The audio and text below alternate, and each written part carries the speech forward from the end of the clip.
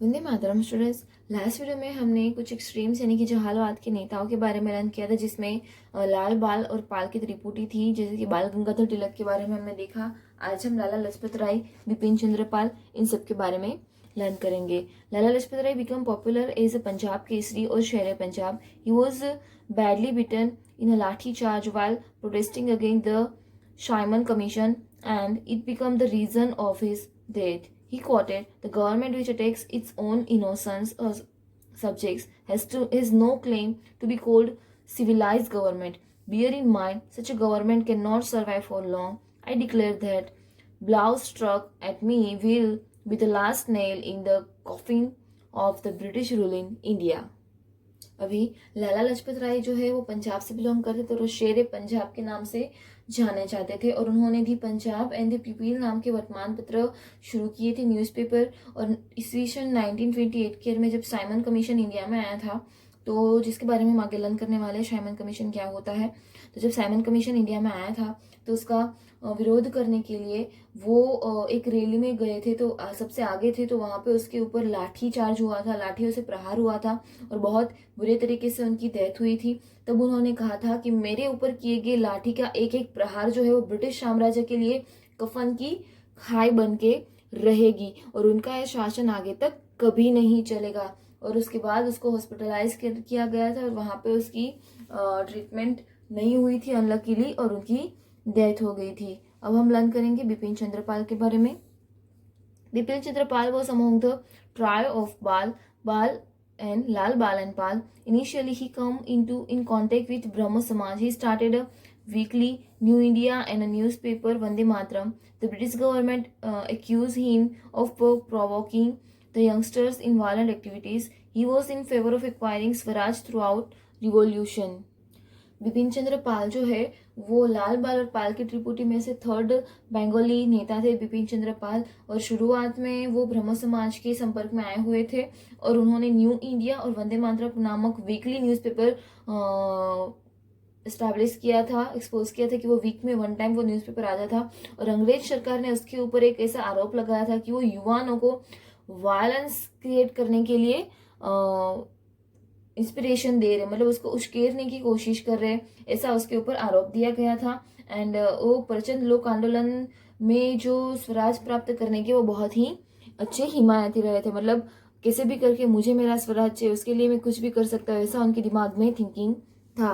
Next हम learn करेंगे establish of the Muslim league, यानी कि मुस्लिम लीग की स्थापना इन 1906 के ईयर में। The British has adopted the policy of divide and rule. Nationalism was growing at quick pace in India, and British found it necessary to break the national unity.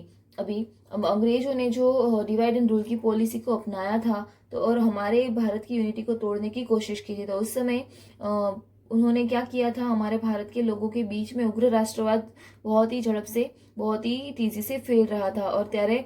और उस समय अंग्रेजों ने हमारी राष्ट्रीय चेतना को तोड़ने का प्रयास किया था, लेकिन उन्होंने हमारी यूनिटी को देखा और उन्होंने क्या किया, उसको ये नेशनल यूनिटी वो तोड़ नहीं सके, इसलिए उन्होंने मुस्लिमों का एक ऑलरेडी एक ग्रुप बना दिया, बंगाल का मुस्लिमों का एक पूरा ग्रुप बना दिया। They could successfully convince a group of Muslim leaders into forming the Muslim League. It was formed in Dhaka 1906 CE.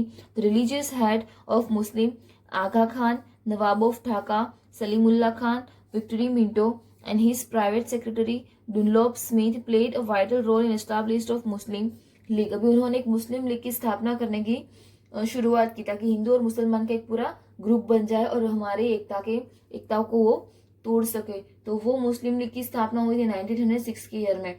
और ये जो संस्था थी उसके एस्टैब्लिशमेंट में जो धार्मिक चीफ थे, जैसे कि आगा खाना ढाका के नवाब थे, सलीमुल्ला खान, वायसरॉय मिंटो, और उनके जो खानगी मंत्री थे डनलॉप स्मिथ, उन्होंने बहुत इंपॉर्टेंट रोल प्ले किया था। नेक्स्ट हम लर्न करेंगे home rule movement 1916। Between 1916 and 1990 when world war first was closing, prominent Indians like Joseph Baptista, Muhammad Ali Jinnah, Bal Gangadhar Tilak, G.S. Khapade, Sir S. Subramanian Iyer, and leader of the Theosophical Society, Annie Besant decided to organize a national alliance of religions across India,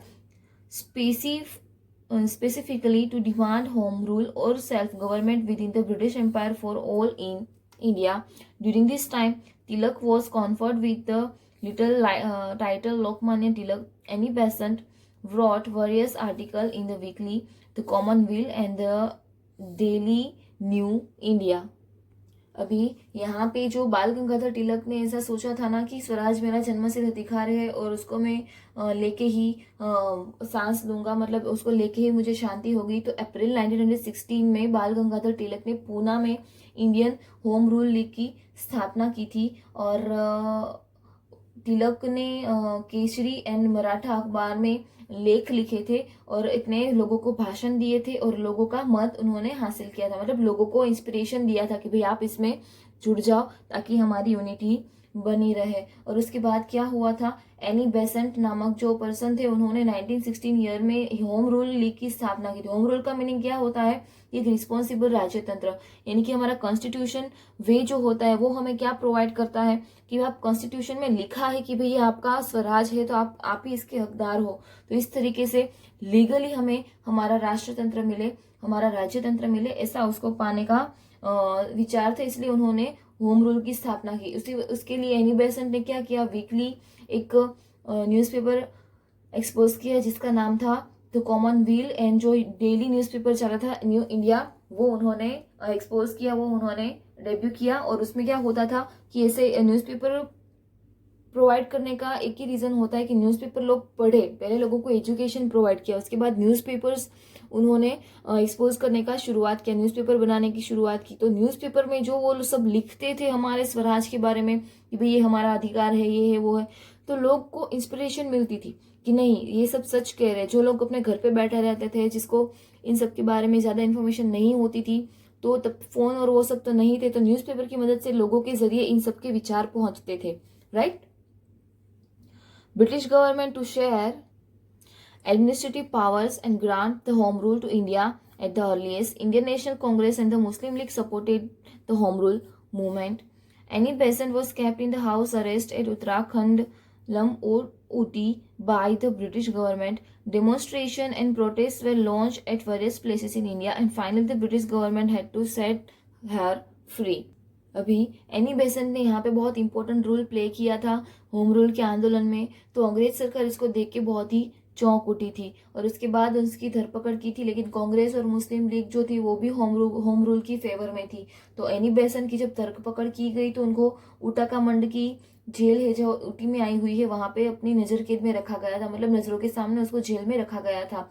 और Annie Besant को jail में डाला तो उसको छुड़वाने के लिए, उसको free करवाने के लिए बहुत सारी सभाएं हैं, बहुत सारी रैलियां हैं और बहुत सारी जगहों पे उसका विरोध व्यक्त किया गया था। और उसके बाद अंग्रेजों को हार मान के अपने हाथ नीचे रख देने पड़े थे और एनी बेसेंट को छोड़ देना पड़ा था।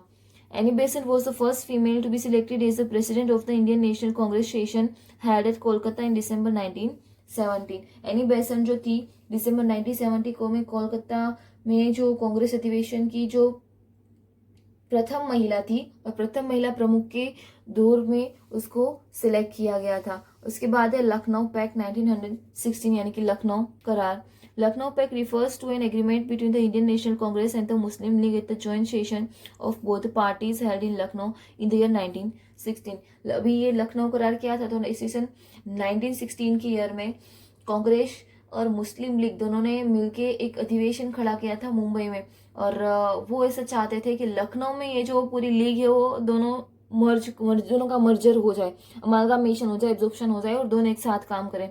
Muhammad Ali Jinnah, then a member of Congress as well as the League, met both the parties to reach an agreement to pressurize the British government to adopt a moral, liberal approach towards India and give Indian more authority to run their country.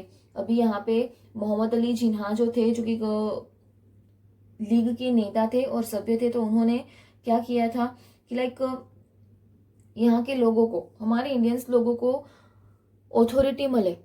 Authority को किसकी मिले कि हमारे भारत को चलाने की, क्योंकि हमारा राज्य है तो थोड़ी बहुत हमें ऑथोरिटी मिले कि हम भी इसके एडमिनिस्ट्रेशन में थोड़ा सा पार्ट बने। तो इंडियंस को ऐसा, ब्रिटिशरों को ऐसा एग्रीमेंट देने के लिए उन्होंने प्रेशराइज किया था। तो Lucknow pact also established coordinate relation between two prominent groups of the Indian National Congress, the moderates and the extremes। अभी ये जो लीग थी, लखनऊ करार था, ये एक बहुत ही इम्पोर्टेंट रोल उन्होंने प्ले किया था, और जहालवाद और महालवाद के जो नेता थे वो अलग हो गए थे। तो ये लखनऊ करार की मदद से वो दोनों नेता एक हो गए थे और यूनिटी हमारी ज़्यादा स्ट्रांग हो गई थी। तो आज हमें इतना ही लर्न करना है। आगे का पोर्शन नेक्स्ट वीडियो में लर्न करेंगे। वंदे मातरम।